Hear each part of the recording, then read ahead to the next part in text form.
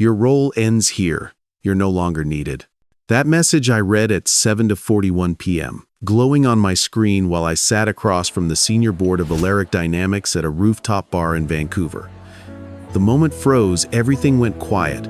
I was mid-toast, halfway through presenting the final terms of an $89 million renewable infrastructure deal I had single-handedly architected for nearly a year. I didn't blink. I didn't speak. I swallowed the bitterness crawling up my throat as the sender's name seared into my eyes. Clara Voss, the interim coup who had never led a single client negotiation. I had flown across 6 cities, survived 2 ER visits from burnout, and missed my own father's memorial for this contract. And now, I had been erased with a single text, just 5 clipped words. The men beside me kept laughing, clinking glasses. They had no idea. They thought I was still their guy. But at that exact moment, I became something else entirely. I smiled, lifted my glass, and said nothing. Because if they were ready to cut me out, they had no idea I'd already rewritten the signature block. The file they were waiting for, it was already renamed. And in less than 12 hours, it would send them into a tailspin they couldn't stop. Let the silence begin. My name is Darren Kessler, 42, and until last night, I was the strategic programs lead at Alaric Dynamics, headquartered in Vancouver's tech corridor. But titles? They never meant much around there, especially when it came to mine. This wasn't the first time I'd been cut out, just the boldest. 3 years ago, I led the redesign of our municipal energy routing system, saving the city $14.7 million annually. The executive team sent me a nice work email and handed the VP of implementation title to Eli Waters, who'd been at the company less than 6 months and couldn't explain the difference between voltage and wattage in a live demo. Then came last year. I authored a complete restructuring blueprint for a collapsed South American pipeline contract. My name? Replaced in the final presentation. Clara Voss called it streamlining credit for clarity. 6 months ago, I trained 2 junior managers, stayed up until 2 a.m. building their decks, wrote their metrics, and prepped them for promotion interviews. When the announcements came, they got the raises. I got a mug with my name spelled wrong. But I didn't quit. I kept delivering. I told myself the work mattered more than the spotlight. That recognition would come. It turns out that recognition was never the plan. I wasn't being overlooked. I was being used. And last night, when Clara hit send on that message, she didn't just fire me. She confirmed what the previous 4 years had been whispering all along. They were never planning to keep me. That night, after the rooftop meeting wrapped and the client cars disappeared into the rain-slick streets of downtown Vancouver, I walked back to my apartment in silence. No calls, no Slack pings. Just the buzz of neon signs and the heaviness pressing against my chest. I poured a glass of whiskey, sat at the edge of my couch, and opened the same file. They were all waiting on, the one they thought I'd send with their logo on it. But as I stared at the signature line, something in me broke, or maybe it clicked. This wasn't about the deal. It never had been. It was about who got to hold the pen. And for the first time in a long time, I realized it didn't have to be them. I remembered something Isaac, an ex-client, now COO at Vailcor, had once told me over a drink. You build systems like you own the place. Ever think of just doing that for real? I had laughed back then. But tonight, I wasn't laughing. That voice in my head, the one I'd spent years muting, was finally saying it out loud. What if it's not their company anymore? What if it's mine? It started with an unexpected message 2 months ago. Isaac Romero, 46, COO of Vailcor Utilities, asked if I had time to grab lunch, off the record, next time he was in Vancouver. We'd worked together 3 years back on a cross-border grid optimization project, back when he was still a VP, and I was the guy doing 80% of the design work with none of the signature rights. I said yes, mostly out of habit. I wasn't expecting anything. We met at Theo's, a tucked-away bistro in Mount Pleasant, quiet, minimal, white brick walls and slow jazz overhead. Isaac was already seated when I arrived, with no laptop or notepad. Just espresso and that look he gives when he's about to say something unfiltered. "Darren," he said, leaning in, "why the hell are you still at Alaric?" He blinked. "Excuse me?" "You designed the entire load balance platform for the Ontario rollout," he continued. "But every time I saw the deck come through, it had Eli Waters' name on it. Don't pretend that doesn't bother you." I stayed quiet. Isaac didn't miss a beat. "Look, I'm not here to make things awkward. I've seen how you build. It's surgical. Your projections are clean. You listen before you push. That's rare. And I'll be blunt. If you ever decide to stop propping up other people's names and build your own, we'd fund it." I gave a short laugh to break the tension more than because it was funny. He shrugged. "Not hypothetical.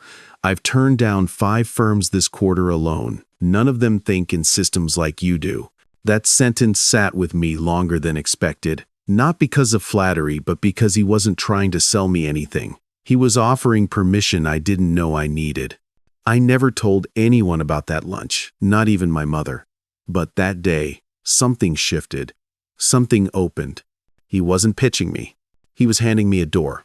And all I had to do was walk through it. A week after that lunch with Isaac, I started sketching something I hadn't dared to do before, an exit strategy.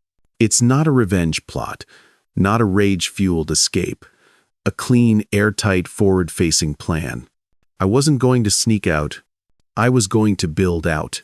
Late nights in my Vancouver apartment turned into quiet research marathons. I studied incorporation laws, tax frameworks, IP boundaries, anything that would keep me from triggering legal red flags with Alaric. I took notes like I was prepping for a courtroom cross-exam. Eventually, I contacted Harlan Ng, 51, a corporate attorney who'd previously worked in Alaric's compliance division before resigning over ethics conflicts. He didn't ask why I was reaching out. When I told him I needed something undetectable and uncontestable, he nodded once and said, "Then we do this by the letter, no paper trail, no loopholes, no assumptions." We registered the company under a neutral shell name, Northmoor Fell, drawn from my mother's maiden name and a trail near the lake I used to hike with my father outside Lake Okanagan. It was quiet, anonymous, intentional. The business account came next opened discreetly at a local credit union, with no brand presence, just digits and a signature. Then came the architecture. A blank server, isolated from all devices, built for a future portfolio I hadn't yet created. I wasn't reckless. I didn't copy files. I didn't access anything. I hadn't authored myself. But I began compiling clean versions of my frameworks, models, and budget prototypes, everything I had ever built solo and unsung. No metadata. No signatures. It's just my work. One night, while reviewing a risk analysis I'd done for the Saskatchewan expansion, I caught my name in the draft version before Clara's team replaced it. I stared at it for a long time. That name mine was going to lead this time. No ghostwriting. No proxies. There was no fading into a footer while someone else took the bow. This wasn't rebellion. It was reclamation. It was nearly 9:30 p.m. when I returned to the office that night. The top floor of Alaric Dynamics was almost empty, save for the glow of underdesk lighting and the occasional hum of motion sensors flicking on. I swiped my badge, walked into the war room, and sat down in front of my laptop. The contract was open, $89 million worth of infrastructure integration, waiting for my final click. All that remained was to insert the signature block. I hovered over it. The line still read, Alaric Dynamics, Authorized Representative, Clara Voss. I leaned back and exhaled slowly. Every clause in that contract was mine. Every benchmark, every risk gate, every financial hedge. They weren't waiting on a team. They were waiting for me. Just then, a knock. Ava Tan, 29, my project coordinator, poked her head through the door. Her eyes were tight, lips pressed. She closed the door behind her. "You haven't sent it, right?" "No," I said cautiously. "Why?" She stepped closer. "I heard something from HR. There's going to be a restructuring announcement first thing Monday. Your name's not on the retention list." My stomach dropped, but I didn't flinch. I turned to the screen. My finger was resting on the enter key.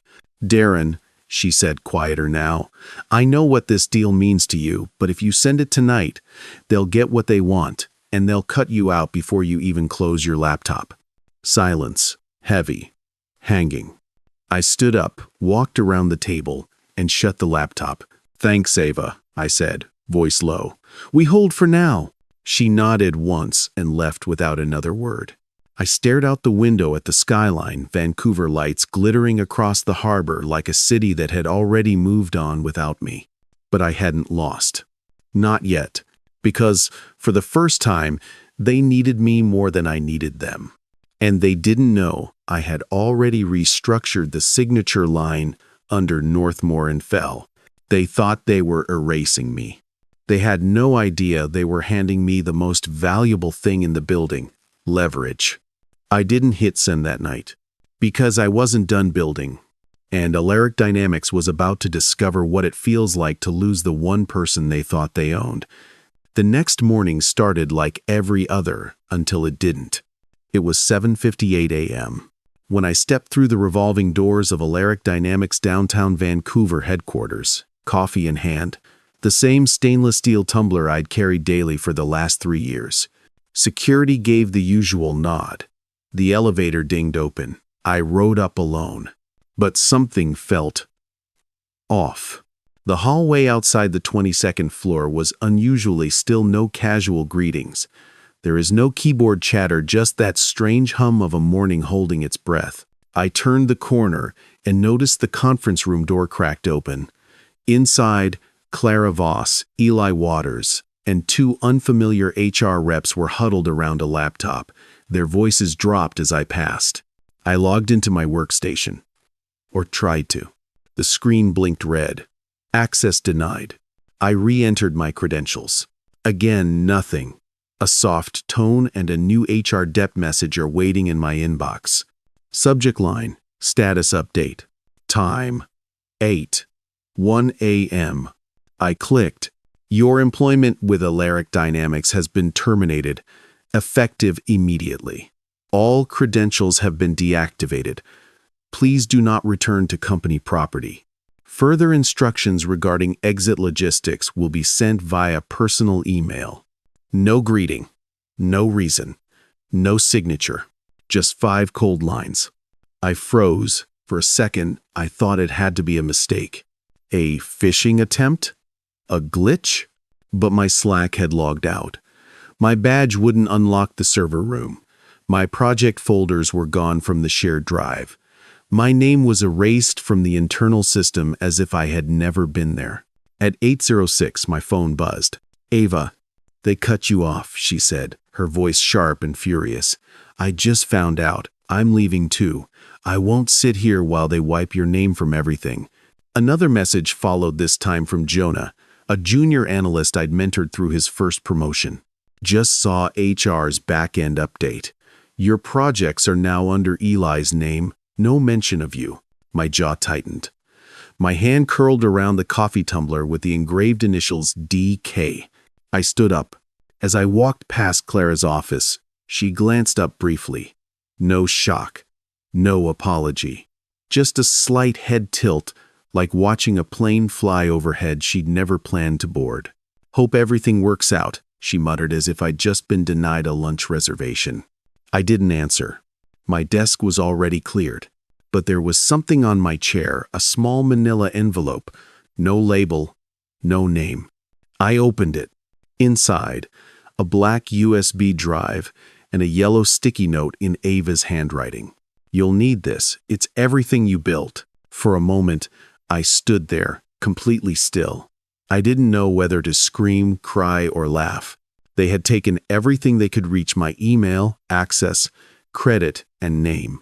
But Ava hadn't let them take what mattered. She remembered. She saved it. I slid the drive into my pocket and looked around the office. The framed System Architecture Award from a project I'd led but never spoken for. The empty seat across from mine where clients had asked me questions Eli could never answer. The whiteboard still shows my version of the Saskatchewan timeline, soon to be scrubbed and rebranded. That's when it hit me. They hadn't just fired me. They were trying to erase me. Wipe every fingerprint, every late night, every system I'd built, every win I had carried to the finish line for someone else to cross. But they forgot one thing. I was the one holding the real contract. And they had no idea that by cutting me loose, they had just signed their decline. Because of the file, the one they thought was waiting in the pipeline, it was already uploaded, under a different name, Northmoor Fell. And the moment it cleared escrow, the first $89 million would be mine. That night, the apartment felt different. No Slack pings, no meeting reminders, no unread inboxes screaming for attention. Just the low hum of the fridge and the sound of rain threading down the windows. I sat at the kitchen table in a hoodie, sleeves rolled to the elbow, a mug of black coffee cooling beside me. The only light came from my laptop screen, and on it was one single file, 89M Final Contract PDF. It was identical to the version I'd written at Alaric. Every clause, every benchmark, every decimal point of margin was mine. But there was one critical difference now. The signature block. I'd obliterated Alaric Dynamics, replaced it with a minimalist, centered header. Northmoor Fell, Incorporated. Authorized Representative. Darren Kessler, Chief Executive Officer. I stared at it for a long time. Seeing my name like that, not buried in the credits, not hidden behind someone else's job title, but front and center, felt surreal. For years, I'd been the architect behind the curtain, the hands in motion behind someone else's accolades. But this time, I wasn't building for them. I was building for me. Before sending it, I opened a secure message window to Harlan Ng, the attorney who had helped me construct this escape plan with surgical precision. I'd looped him in late the previous night with one question. If I move on this tomorrow, am I bulletproof? His reply came 10 minutes later. Everything's clean. There is no IP conflict. All systems go. You're sharper than the firm that fired you. I trusted Harlan. He knew Alaric's systems inside out. He knew how far they'd stretch legality without crossing it. And more importantly, how many things they never bothered to protect because they underestimated the people doing the real work. I pulled in one last breath and composed the email. 2. Isaac.Romero@vailcore.com. Subject: Executed copy, Northmoor Fell. One line in the body. Thank you for your patience. We're ready. I hit send.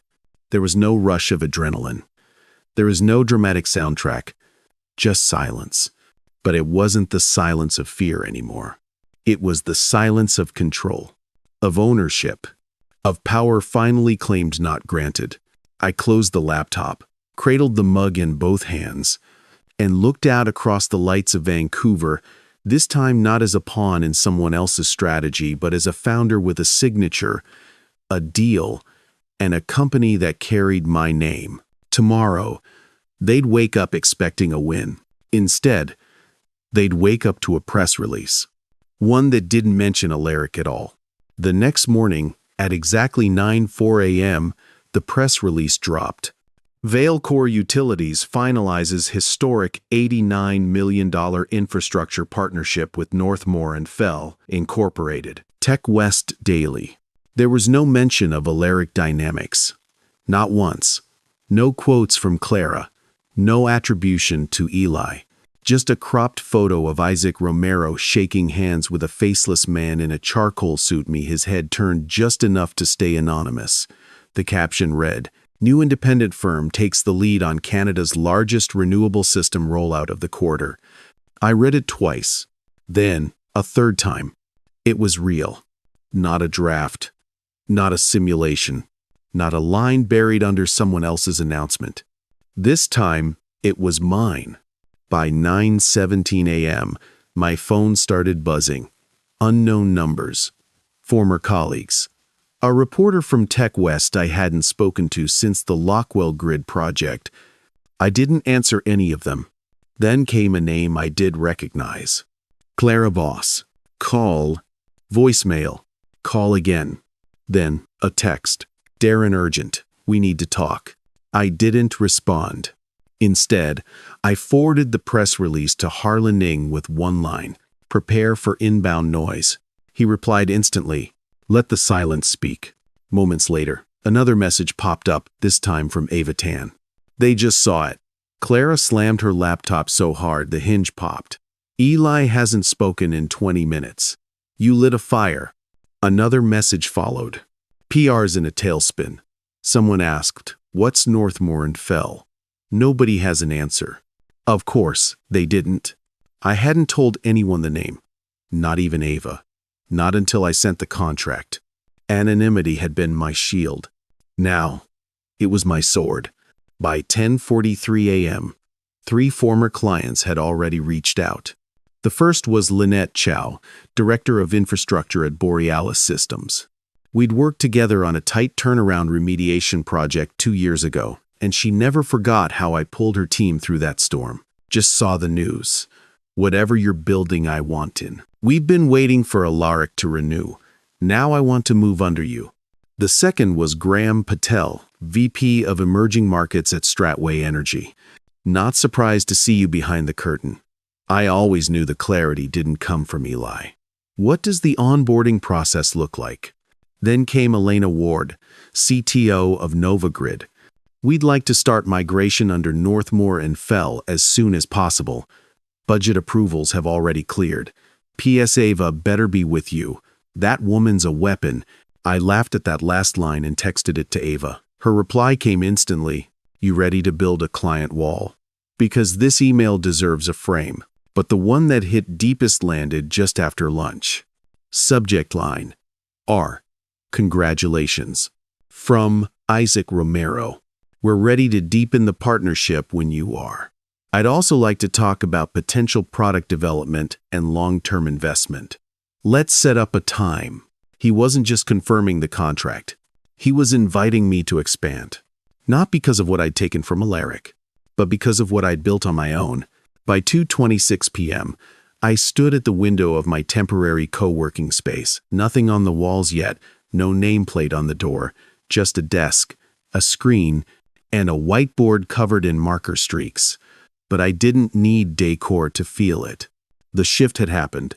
I'd carried the heavy load for years, while others walked the stage. I'd given ideas, and they'd been packaged under shinier names. I'd stayed late, saved projects, and answered questions no one else could. But now, they were calling me directly. Not for what I used to be inside a broken system, but for what I was outside it. And every new email wasn't just a win. It was a brick in the foundation of something mine. That afternoon, a delivery arrived at reception. No logo, no branding, just a flat black box and a handwritten note. Inside, a sleek pen engraved with 5 words. You lead, don't follow. The card was from Lynette. We always knew who we were working with. I ran my thumb along the engraving, smiling. I didn't need Clara's title, or Ellie's approval, or Alaric's platform. I had my name. I had my deal. And now, I had the power, all without saying a single word. The next morning, I arrived early to the new office space. Still half empty, the drywall faintly smelling of primer, the floor-to-ceiling windows letting in soft golden light from the harbor below. The sun hadn't fully risen, but something about the room already felt awake, like it was waiting for something to begin. On the back wall, above the custom-built desk, I hadn't even unwrapped yet, hung a single frame. No degrees, no press clippings. It is just a screenshot, printed on thick cardstock and mounted behind glass. Your role ends here. You're no longer needed. Sent 7:41 p.m. Clara Voss, Interim COO. There is no company logo, no context, just that one message, the one that started it all. I adjusted the frame slightly, like I did every morning now. Not because it needed straightening, but because I did. It reminded me that the moment they tried to erase me was the moment I began writing something new. The door creaked open behind me. "Place looks good," said a voice I hadn't heard in person in months. I turned and smiled. My mother, Elaine Kessler, 68, stood in the doorway, her coat draped over one arm and her silver hair tucked neatly behind her ears. She didn't visit cities often anymore. Traffic and cold concrete never suited her, but she insisted on seeing the office in person. "I brought something," she said, lifting a small paper bag. "Still warm. Let me guess." I grinned, taking it from her. "Blackberry muffins." She raised an eyebrow. "You think I'd forget?" We laughed, and I guided her toward the leather chair by the window, the one I always imagined her sitting in when I pictured this space. She lowered herself carefully, exhaling as she settled in. Her gaze wandered over the whiteboards, the unopened boxes of client files, the coffee machine I hadn't had time to set up, but it lingered, eventually, on the frame behind my desk. She squinted, read the message, then leaned back, silent for a few seconds. Then she said it softly, but with unmistakable clarity. "They didn't fire you, sweetheart. They freed you." I felt it hit deeper than expected. I nodded once, swallowing hard. "I didn't know what I was doing at first," I admitted. "I just knew I couldn't go back to being invisible." She smiled. "You were never invisible. They just refused to see clearly." We sat for a while like that. No need to talk. Just the hum of the city outside and the quiet satisfaction that sometimes being cut loose is the best gift you'll ever see coming. My phone buzzed gently on the table beside me. TechWest Morning Brief. Northmoor Fell signs 3 major clients in 48 hours. Alaric Dynamics. Quiet amid client migration. I turned the screen so Mom could read it. Her eyebrows lifted slightly. 3 already? I nodded. And we haven't even announced the platform yet. And if. She let out a low whistle, then chuckled. "You always did color outside the lines. I didn't realize you were drawing the map." I laughed too, but there was a stillness in the moment I didn't want to lose. Because for the first time in years, I didn't feel like I was rebuilding after a loss. I wasn't clawing back scraps or chasing recognition. I was home. In my name. In my company. In my purpose. Outside, the city moved on like always, buzzing, relentless, indifferent. But inside these 4 walls, something had shifted for good. I looked once more at the framed message. What was meant to break me had become my cornerstone. They ended my role. And in doing so, they made room for everything I was meant to become. 2 days later, the ripple turned into a wave. By mid-morning, 5 more clients had officially submitted transition requests to Northmoor Fell. No press statements, no fanfare, just quiet forms, forwarded emails, and a message in each one that said more than any headline ever could. We followed the work, the rest was branding. At 10:14 a.m., I received an internal tip forwarded anonymously. Clara Voss had stepped down, citing strategic misalignment.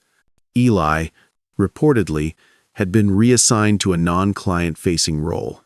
Translation: they were trying to survive the fallout without admitting what caused it.